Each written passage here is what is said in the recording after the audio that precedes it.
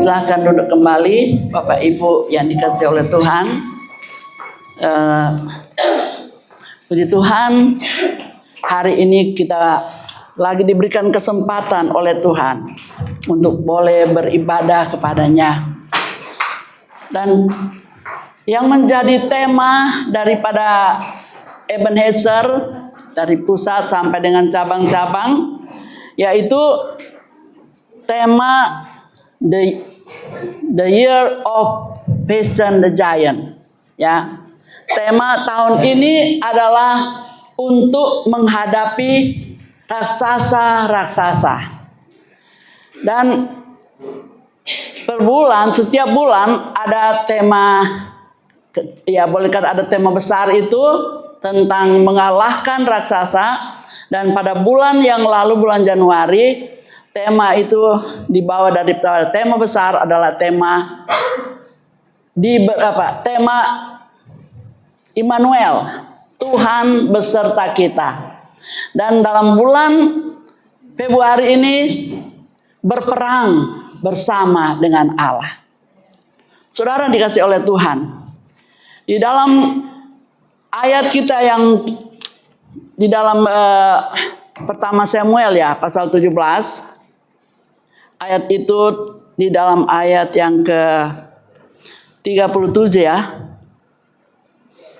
Nah, di situ dikatakan, pula kata Daud, Tuhan yang telah melepaskan aku dari cakar singa dan dari cakar beruang, Dia juga akan melepaskan aku dari tangan orang Filistin itu. Kata Saul kepada Daud, pergilah, Tuhan menyertai engkau. Dan itu tema yang besar, berperang melawan raksasa. Nah, kita semua dari kecil, mungkin yang ada orang yang sudah dari sekolah minggu, sudah sangat memahami, sudah sangat tahu bagaimana Daud itu dia berperang dengan Goliat.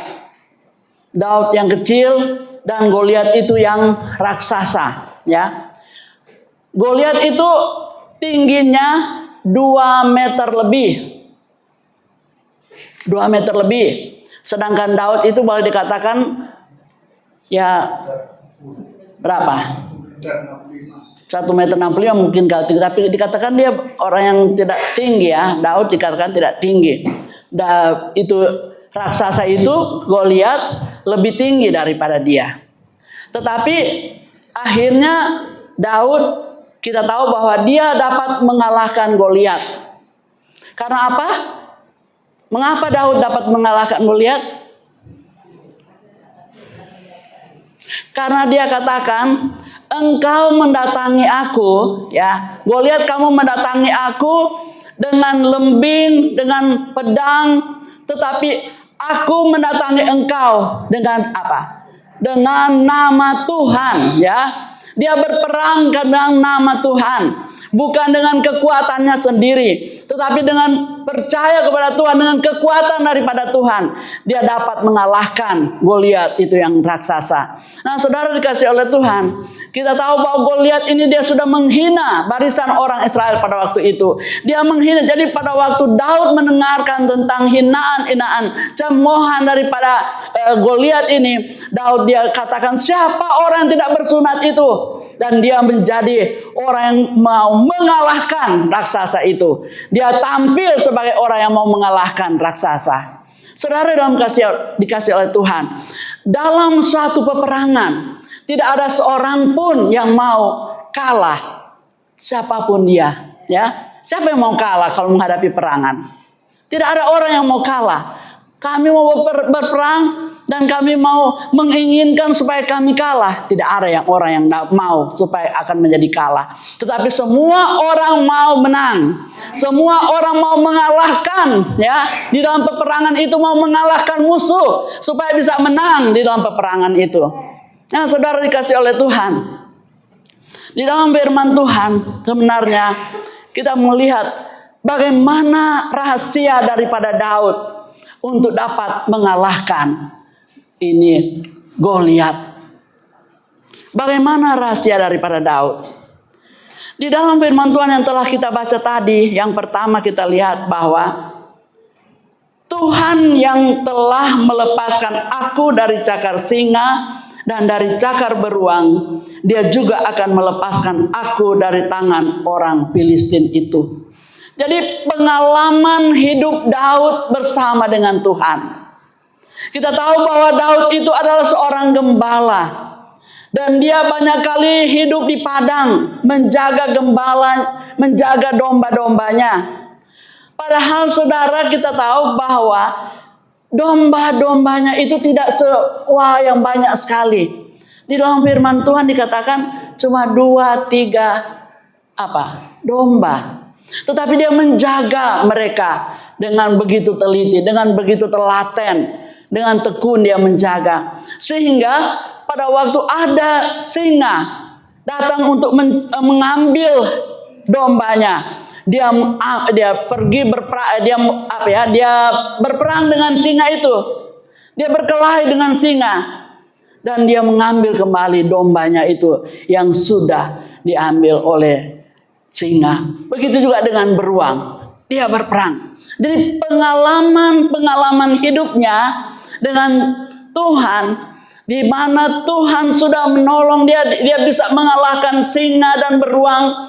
Dia katakan kepada Raja Saul pada waktu itu, saya dapat mengalahkan. Karena dia sudah mempunyai pengalaman bersama dengan Tuhan, di mana dia mengalahkan.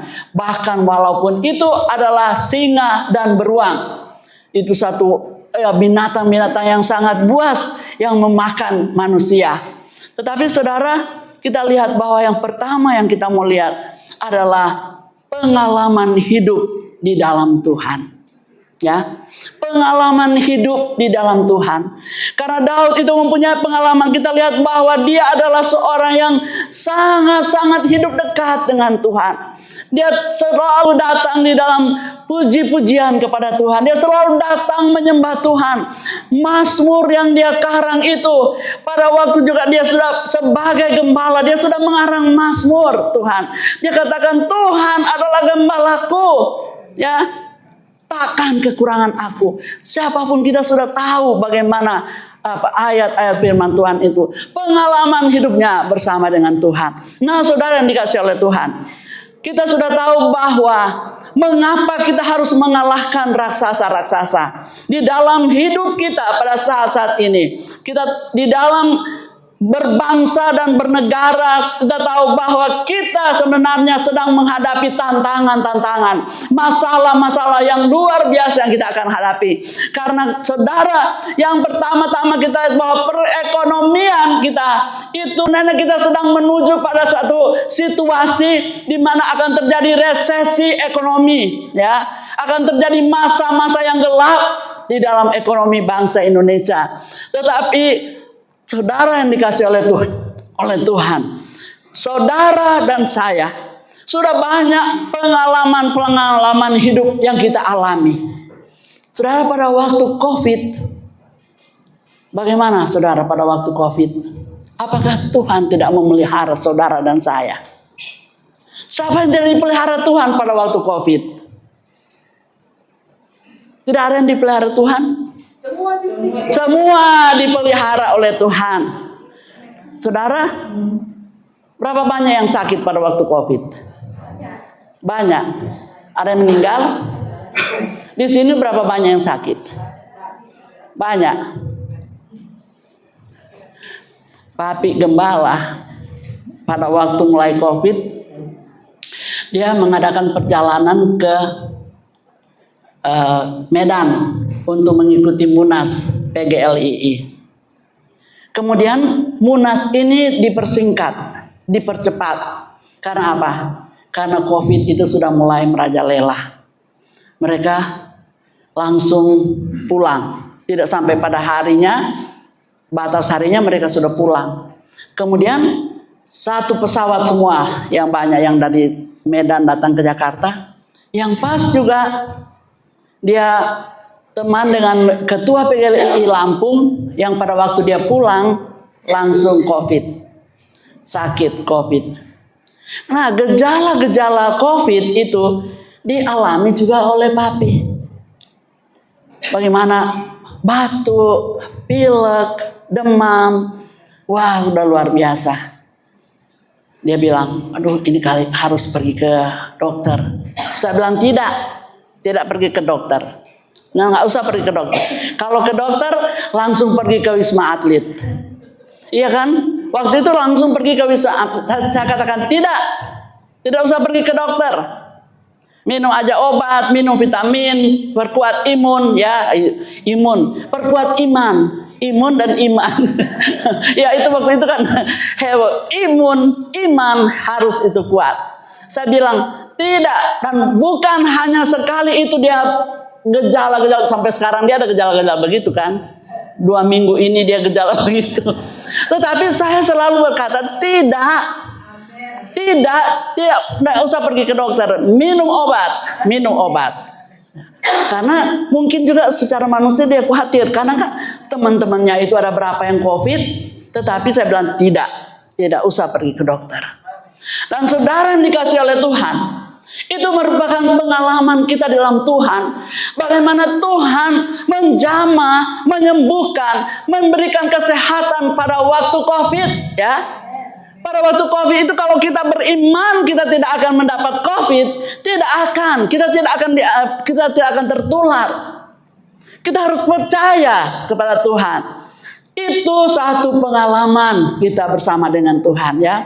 Kemudian pada waktu COVID itu, saudara yang dikasih oleh Tuhan, kalau kita waktu sebelum COVID membeli beras mungkin paling banyak 5 kilo.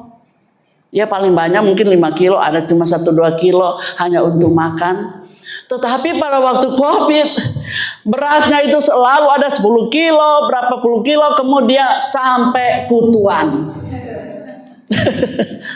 Sembako itu ada terus, ya.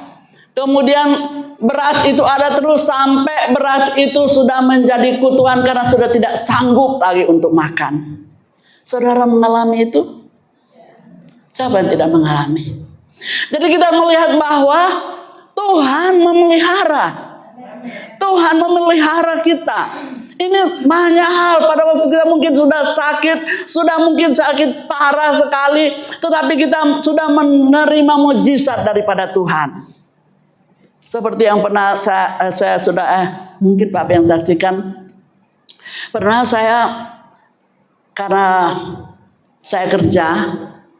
Saya dulu guru ya, pegawai negeri. Saya kerja, kemudian saya pergi ada masalah dalam kandungan. Mengapa? Ini sudah, ya enggak usah boleh dikatakan pada waktu itu saya haid ya. Kemudian 1 bulan itu 2 kali haid. Ya saya bilang ini sudah enggak benar. Jadi saya pergi ke rumah sakit Bethesda. Di rumah sakit, kemudian dokter periksa. Dokter ahli kandungan. Dokter periksa, dia bilang, oh ini ada tumor. Tumor sebesar apa dokter? Saya tanya, dokter tumornya sebesar apa? Sebesar manggaku ini. Oh manggaku ini kalau Manado itu manggaku ini besar sekali. Beda dengan manggaku ini. Ya kira-kira begitu. Apalagi dari Tagulandang. Oh manggakunya gede. Wah kayak disambar petir. Oh Tuhan. Kayak saya pikir saya masih jalan atau terbang, karena kaget, luar biasa kaget. Dan dokter katakan hari Kamis depan, waktu itu saya Senin ya periksa, Kamis depan kembali untuk dioperasi. Tuhan gimana ini? Saya ambil keputusan, saya tidak mau dioperasi. 3 hari saya doa puasa. Saya puasa 3 hari. Kemudian hari yang ketiga saya katakan saya tidak mau dioperasi. Ipar saya sudah pergi ke rumah sakit kan dia tahu mau operasi. Mana orang yang mau dioperasi itu tidak datang. Saya katakan saya tidak mau dioperasi. Saya percaya kepada Tuhan. Tuhan, mujizat Tuhan, pertolongan Tuhan. Saya percaya dan saya tidak mau dioperasi. Dan benar saudara, saya tidak dioperasi pada waktu itu. Berapa banyak saudara dan saya pengalaman-pengalaman hidup di dalam Tuhan. Kita sudah melihat bagaimana pemeliharaan Tuhan. Kita sudah merasakan bagaimana pertolongan Tuhan. Bahkan dalam waktu-waktu yang sangat sempit sekalipun ya. Waktu-waktu dalam secara manusia itu sudah sulit. Seperti yang dikatakan Raja Saul kepada ini Daud. Kamu tidak bisa untuk mengalahkan. Kamu tidak sanggup untuk mengalahkan ini Goliat. Tetapi Daud katakan, saya dapat mengalahkan Goliat. Karena dia sudah melihat, dia sudah merasakan bagaimana pengalaman hidup di dalam Tuhan. Berapa banyak? Saudara yang kasih oleh Tuhan, kita akan, ini baru bulan yang kedua. Masih ada bulan yang ketiga dan seterusnya di dalam tahun ini. Kita tidak tahu apa yang akan terjadi pada besok hari, pada tahun ini. Dan begitu banyak hal-hal yang kita dengar. Bahwa akan terjadi hal-hal yang seperti ini. Belum lagi akan terjadi megatrust ya. Sudah dengar megatrust, akan ada gempa bumi, akan ada tsunami, akan ada gelombang-gelombang yang boleh dikatakan sampai 20 meter. Ya. Itu sangat menakutkan. Itu merupakan raksasa-raksasa yang akan kita hadapi di dalam tahun-tahun yang tahun 2025 ini. Tetapi saudara, seperti Daud, biarlah kita akan selalu datang kepada Tuhan. Bahwa kalau Tuhan sudah menolong kita pada tahun-tahun yang lalu, pada hari-hari yang lalu, pasti Tuhan juga akan menolong kita pada tahun ini dan seterusnya. Amin. Jangan kita khawatir, jangan kita takut untuk menghadapi tahun ini. Walaupun tahun ini adalah tahun yang gelap, tetapi kita sudah melihat bagaimana pertolongan Tuhan pada waktu yang lalu, pada tahun yang lalu, pada bulan yang lalu, pada beberapa hari yang lalu. Dan pasti Tuhan akan menolong kita pada tahun ini. Walaupun ada raksasa yang besar. Ya, raksasa yang kita akan hadapi dengan semua permasalahan hidup, permasalahan rumah tangga, permasalahan perekonomian dan sebagainya akan kita hadapi.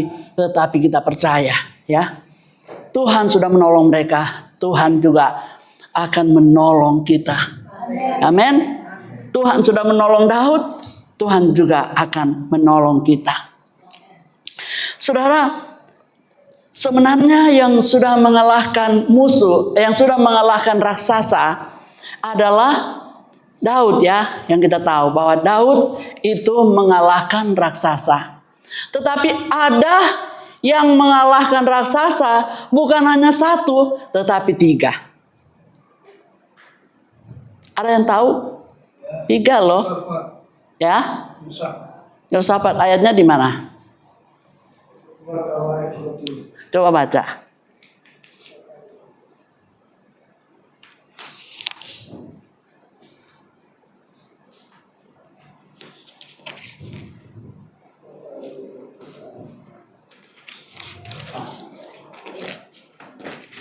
Tawarikh 20 ayat 1 dan 3. Setelah itu Bani Moab dan Bani Ammon datang berperang melawan Yosafat. Ya, 2 raksasa itu. 3. Ada nggak raksasa itu? 2 raksasa. 3. Ada 2 raksasa, namanya siapa raksasanya?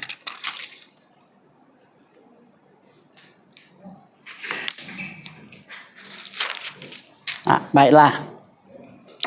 Kita akan melihat di dalam Bilangan pasal yang ke-13. Di situ satu pasal itu berbicara tentang Musa. Dia menyuruh 12 pemimpin bangsa Israel, pemimpin suku bangsa Israel itu yang 12, untuk pergi mengintai tanah Kanaan. 12 orang. Dan saudara dikasih oleh Tuhan, yang 12 orang ini mereka kembali daripada pengintaian itu. Dan mereka mulai menyampaikan kabar kepada Musa dan orang-orang Israel pada waktu itu. Bahwa tanah yang kita lihat, tanah yang kita pergi mengintai, tanah yang luar biasa. Tanah yang subur, tanah yang makmur. Dan saudara sudah dikasih, mereka sangat diberkati karena pada waktu mereka pergi, mereka membawa anggur. Bayangkan satu tandan anggur, satu apa aja kayak anggur, 2 orang yang bawa. 2 orang. Jadi anggur itu berarti satu tanah itu besar sekali. Berapa kita bisa bayangkan betapa suburnya tanah Kanaan itu. Tetapi yang 10 itu mereka mengatakan bahwa kita tidak bisa untuk mengalahkan tanah di mana Kanaan ini. Karena apa? Karena orang-orang di sana adalah apa? Raksasa. Orang-orang enak, orang-orang keturunan raksasa. Kita tidak bisa untuk mengalahkan mereka. Di dalam firman Tuhan, di dalam pasal yang Bilangan pasal 13 ayat yang ke-33 dan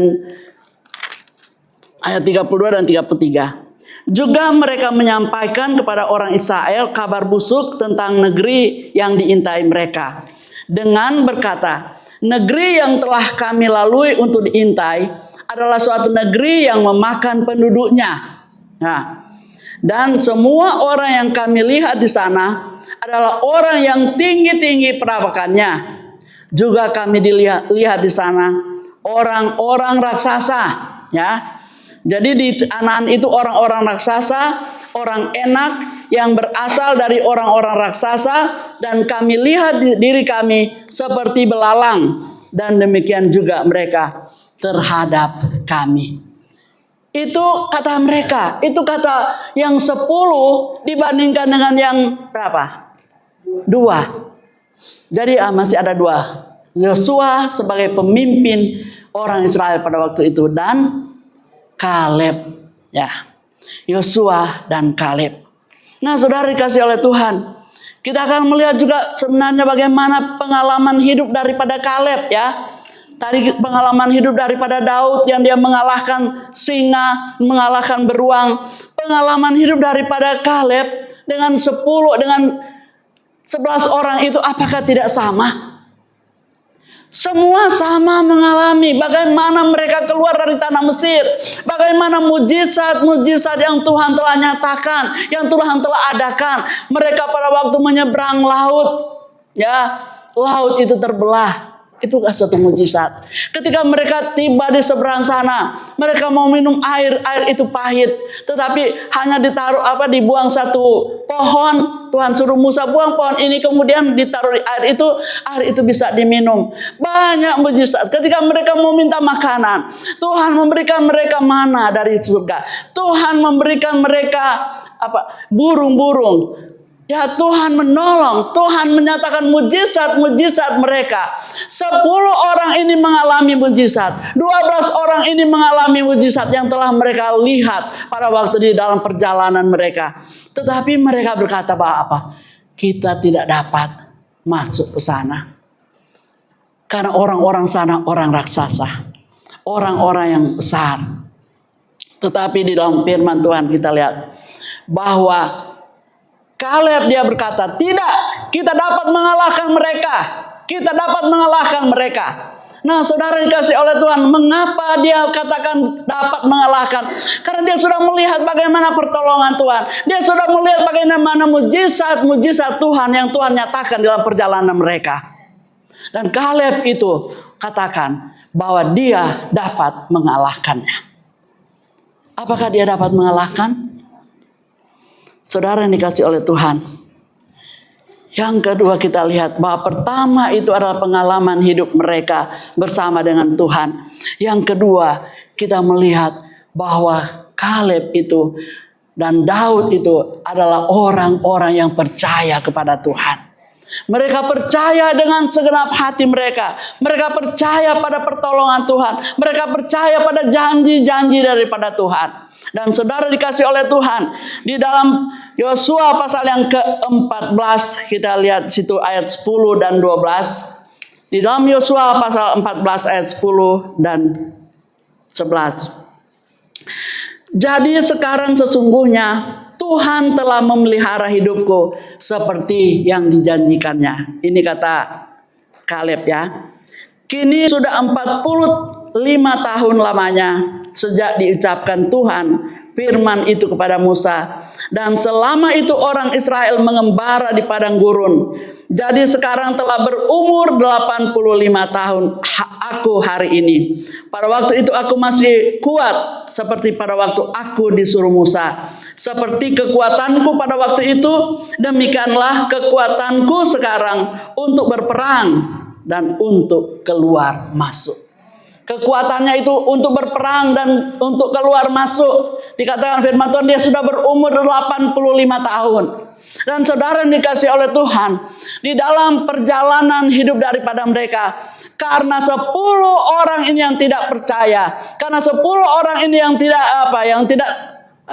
percaya kepada Tuhan, padahal Tuhan Maha Besar yang sudah menyatakan kuasanya, mereka masih tetap tidak percaya. Akhirnya apa nasib daripada 10 orang itu? Apa nasib daripada 10 orang itu yang tidak percaya?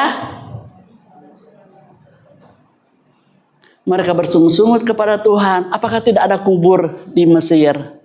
Mereka berbantah dengan Musa. Mereka memberontak kepada Musa. Padahal mereka pemimpin-pemimpin. Dan apa nasib mereka? Apa nasib mereka? Semua mati di padang pasir. Dan karena 10 orang ini yang tidak percaya, akhirnya seluruh bangsa itu berputar-putar selama 40 tahun. Dan termasuk Kaleb, Yosua, mereka yang percaya kepada Tuhan bahwa Tuhan dapat membawa mereka, dapat mengalahkan raksasa-raksasa musuh mereka di tanah Kanaan.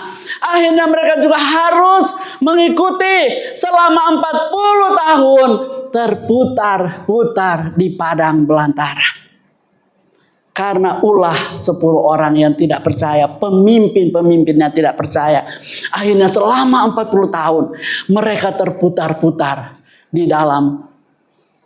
di padang pasir, padang gurun. Nah, saudara yang waktu kita mulai itu padang pasir, waduh, susah sekali, tidak ada tanda-tanda kehidupan. Jadi mereka selalu bayangkan, kita bisa bayangkan bagaimana Kaleb itu, dia harus ikuti mereka. Dan dikatakan bahwa dia ikut, berarti dia pada waktu keluar dia 45 tahun ya.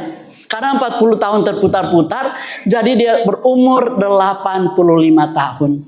Dan mengapa dia dikatakan firman Tuhan? Tuhan katakan Kaleb ini dia mengikut Tuhan dengan segenap hati. Dia akan menerima berkat Tuhan di dalam Yosua pasal 14 ayat, bukan Yosua ya, di dalam Bilangan pasal yang ke-14 ayat yang ke-24 dikatakan firman Tuhan begini. Tetapi hambaku Kaleb, karena lain jiwa yang ada padanya, dan ia mengikut aku dengan sepenuhnya, aku akan kubawa masuk ke negeri yang telah dimasukinya itu, dan keturunannya akan memilikinya. Kaleb itu memiliki, dikatakan dia mempunyai jiwa yang lain. Jiwa yang lain dimaksudkan di sini bukan karena dia sakit jiwa yang lain, tetapi dia memiliki Roh Kudus ya. Karena pada waktu itu pemimpin-pemimpin daripada bangsa itu diberikan Roh Kudus. Tidak semua orang akan menerima Roh Kudus, tetapi semua pemimpin diberikan. Dan kita lihat bahwa Kaleb mempunyai Roh Kudus, dan dia dikatakan oleh firman Tuhan bahwa dia mengikut Tuhan dengan segenap hati. Di dalam Yosua pasal 15 ayat yang ke-13. Ya, kita baca situ ya. Yosua pasal 15 ayat 13. Tetapi kepada Kaleb bin Yefune diberikan Yosua sebagian di tengah-tengah bangsa Yehuda, yaitu Kiryat Arba. Seperti yang dititahkan Tuhan kepada Arba, ialah bapa Enak, itulah Hebron. Arba itu bapa Enak. Nah, Enak itu keturunan raksasa. Nah, kemudian ayat yang berikut, dan Kaleb menghalau dari sana 3 orang Enak, yaitu Sesai, Ahiman, dan Talmai, anak-anak Enak. Ya, itu kata Sesai, Ahiman, dan Talmai, anak Enak. Itu kata. Itu yang saya katakan 3 raksasa yang dikalahkan oleh Kaleb. Padahal Kaleb pada waktu itu sudah berumur 85 tahun. Di dalam firman Tuhan yang lain dikatakan, berikanlah aku pegunungan. Berikanlah aku pegunungan itu. Dan di dalam pegunungan itu ada raksasa-raksasa. Itu yang raksasa bangsa Enak itu yang ada di sana. Yang bapaknya Arbah, ya, bapak Arbah bukan Albah. Arbah itu bapak Enak. Bapaknya itu besar-besar, pasti anak-anaknya itu raksasa, ya. Bapak raksasa. Kemudian anak-anak raksasa. Bukan hanya 1 seperti Goliat, tapi ini ada 3. Dan dalam keadaan fisiknya boleh katakan yang sudah apa? Sudah tidak boleh, kalau sekarang kalau umur 85 tahun sudah banyak. Sudah ada sakit asam urat, sudah ada iya kan? Ada asam urat, dengkulnya udah susah jalan, kemudian udah ada hipertensi. Iya, sekarang kan ke umur 85 tahun begitu, jarang orang yang sehat sempurna, maksudnya sudah ada aja, ya. Tulangnya udah mulai keropos dan sebagainya. Tetapi ini kita lihat bahwa karena dia memiliki Roh Kudus, dia tetap kuat, ya. Dia katakan kekuatan saya pada waktu itu sama dengan sekarang. Waktu itu dia umur 40, sekarang dia umur 85, masih tetap sama kuat. Karena apa? Karena dia memiliki jiwa yang lain. Karena dia memiliki Roh Kudus, ya. Saudara yang dikasih oleh Tuhan, untuk kita akan menghadapi raksasa ini, kita harus menghadapi itu dengan percaya kepada Tuhan. Dan juga kita harus memiliki Roh Kudus di dalam kehidupan kita. Karena saudara dan saya, kita semua ada orang manusia yang lemah. Kita tidak mempunyai kekuatan apapun. Tanpa Roh Tuhan, tanpa Roh Kudus, kita bisa banyak kali jatuh di dalam dosa. Karena Roh Kudus itu akan memimpin kita pada kebenaran. Roh Kudus itu akan memuatkan kita pada waktu kita lemah. Banyak kali kita lemah dengan masalah-masalah yang datang. Wah, saya tidak mau lagi ikut Tuhan. Saya mau berhenti aja ikut Tuhan. Padahal saudara, Roh Kudus memberikan kekuatan kepada kita. Roh Kudus memberikan penghiburan pada waktu kita susah, pada waktu kita merasa sendiri. Tetapi ada Roh Kudus yang akan menolong kita. Saudara, untuk kita dapat mengalahkan masalah-masalah, untuk kita dapat mengalahkan raksasa-raksasa yang datang dalam kehidupan kita, adalah dengan apa? Roh Kudus. Kita minta Roh Kudus akan memberikan kita kekuatan. Kita minta Roh Kudus akan menolong kita. Kita minta Roh Kudus akan memimpin kita. Karena itu yang Tuhan telah berikan bagi saudara dan saya. Itu pemberian Tuhan, itu anugerah Tuhan. Karena Tuhan tahu, Tuhan sangat mengerti. Kita manusia ini yang penuh dengan kekurangan. Kita manusia ini yang penuh dengan keterbatasan. Makanya Tuhan memberikan Roh Kudus yang tidak terbatas itu di dalam kehidupan kita. Untuk kita dapat menghadapi, supaya kita dapat menang untuk menghadapi masalah-masalah yang datang di dalam kehidupan kita. Amin. Roh Kudus pimpin saudara dan saya untuk dapat mengalahkan. Dan saudara, kita lihat bahwa Kaleb itu dia mengikut Tuhan dengan segenap hati. Di dalam firman Tuhan, di dalam kitab Yosua dikatakan bahwa dia mengikut Tuhan dengan sepenuh hatinya. Bahkan beberapa kali dikatakan bahwa dia mengikut Tuhan dengan segenap hatinya. Di dalam Yosua pasal yang ke-14 ayat yang ke-8,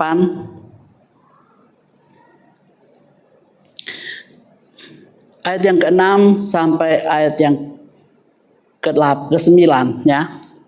Bani Yehuda datang menghadap Yosua di Gilgal Pada waktu itu berkatalah Kaleb bin Yefune orang Kenas itu kepadanya, engkau tahu firman yang diucapkan Tuhan kepada Musa abdi Allah itu tentang aku dan tentang engkau di Kades Barnea.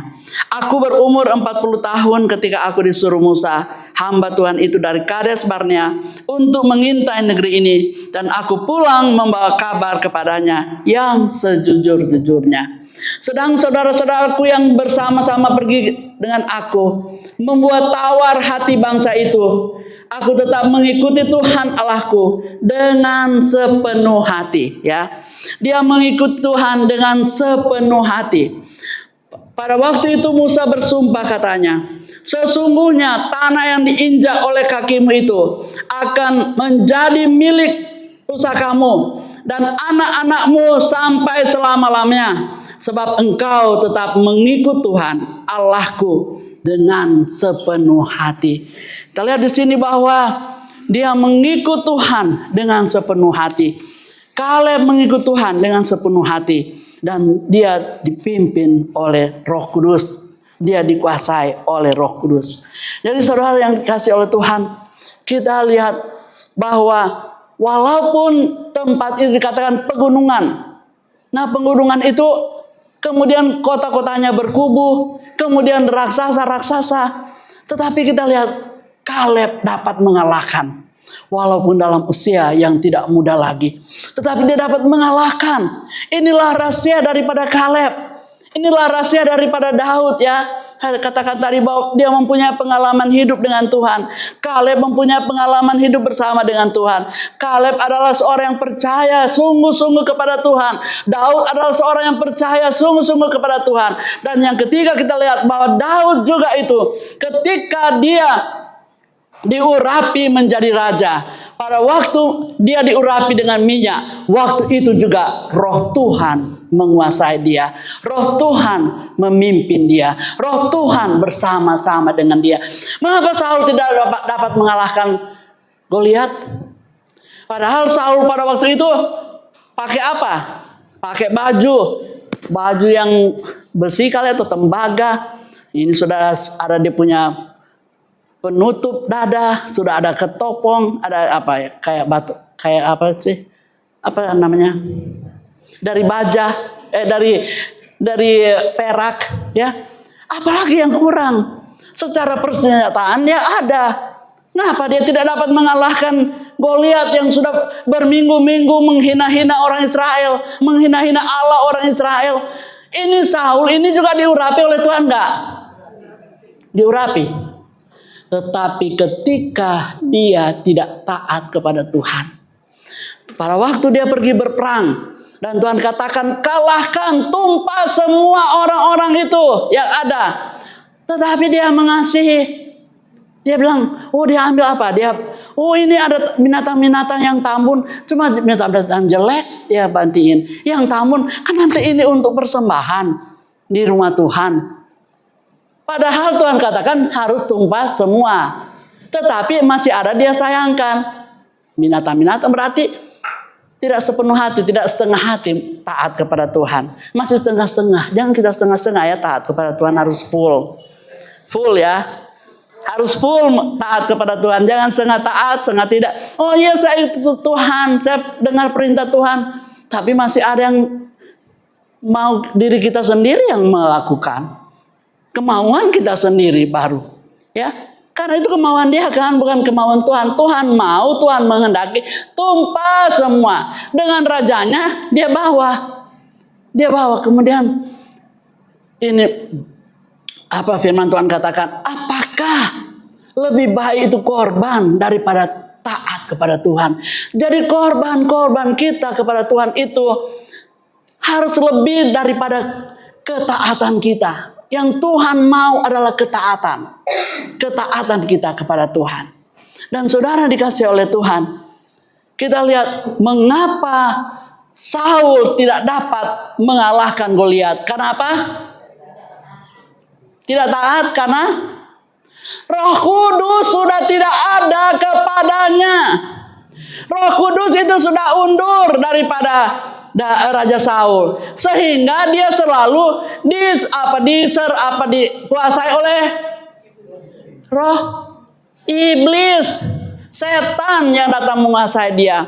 Jadi saudara, kita lihat, karena dia tahu bahwa dia tidak bisa, dia tidak ada tenaga, dia tidak ada kekuatan apapun, karena dia banyak kali diserang oleh iblis, sehingga dia mau bunuh ini raja, dia mau bunuh ini Daud, dia mau tombak, padahal dia yang datang. Kalau dia sudah mulai datang dirasuk-rasuk setan, Daud mulai datang dengan kecapi, kemudian dia mulai menyanyi, sehingga dia terhibur. Mungkin lari lagi tuh iblis. Jadi itu iblis datang pergi ke dia. Iya ya, datang pergi. Hati-hati kita minta supaya Tuhan Roh Kudus pimpin kita. Roh Kudus selalu bersama-sama dengan kita. Sebab kalau Roh Kudus sudah undur sama dengan kita tidak ada daya apa-apa. Saudara, kita tidak ada arti apa-apa tanpa Roh Kudus, ya. Tanpa Roh Kudus kita tidak ada berarti apa-apa. Tetapi kalau dengan Roh Kudus, kita adalah orang-orang yang berarti. Amin. Sama dengan ini raja daripada Saul. Karena Roh Kudus sudah tidak ada bersama-sama dengan dia. Dia tidak dapat mengalahkan, walaupun dia punya perlengkapan yang lengkap untuk menjaga dirinya, tetapi dia tidak dapat menyerang raksasa itu, Goliat. Rahasianya adalah apa? Roh Kudus itu sudah lari, sudah tidak ada bersama-sama dengan dia. Nah, hari ini biarlah kita minta. Kita tahu bahwa kita akan menghadapi begitu banyak tantangan, begitu kompleks yang akan kita hadapi. Tetapi kita minta supaya Roh Kudus itu akan memenuhi hidup kita. Roh Kudus itu akan memimpin kehidupan kita. Roh Kudus itu akan memberikan kekuatan kepada kita dalam kita akan menghadapi tahun 2025 ini masih panjang ini. Kita minta Tuhan, kita melihat bagaimana contoh daripada Raja Saul. Dia ditinggalkan, Roh Kudus meninggalkan dia karena apa? Karena dia tidak taat kepada Tuhan. Karena dia hanya setengah-setengah kepada Tuhan. Dan saudara yang dikasih oleh Tuhan, marilah kita akan menjadi seperti Kaleb. Kita menjadi orang-orang yang sepenuh hati mengikut Tuhan. Orang-orang yang dikatakan dia jujur di hadapan Tuhan. Dan dikatakan dia bahwa dia memiliki Roh Kudus, sehingga saudara, dia dapat mengalahkan dan dia dapat menerima janji daripada firman Tuhan. Amin. Dia memiliki janji daripada firman Tuhan. Dia memasuki tanah yang diberikan oleh Tuhan kepadanya, walaupun dia harus berperang dengan raksasa. Tapi dia menang, dia memiliki janji Tuhan. Saudara, janji Tuhan bagi saudara dan saya begitu banyak janji Tuhan. Percaya kepada Tuhan, minta Roh Kudus pimpin, dan kita mau meraih janji-janji daripada firman Tuhan. Tuhan katakan bahwa Dia akan memberikan saudara hidup yang berkelimpahan. Ya, pemeliharaan tadi saya sudah memberikan gambaran bahwa pada waktu COVID pun saudara, kita lihat bahwa pemeliharaan Tuhan itu luar biasa. Itu karena Tuhan berjanji Dia akan memelihara kita. Dia akan menolong kita, Dia akan menyertai kita. Begitu banyak janji daripada Tuhan. Mari kita mau meraih janji daripada Tuhan. Kita mau menang menghadapi segala macam rintangan, tantangan, masalah yang datang di dalam kehidupan kita. Karena apa? Karena kita orang-orang yang percaya kepada Tuhan. Karena kita ada orang-orang yang penuh dengan Roh Kudus. Minta pengurapan daripada Tuhan. Minta Roh Kudus memimpin kita.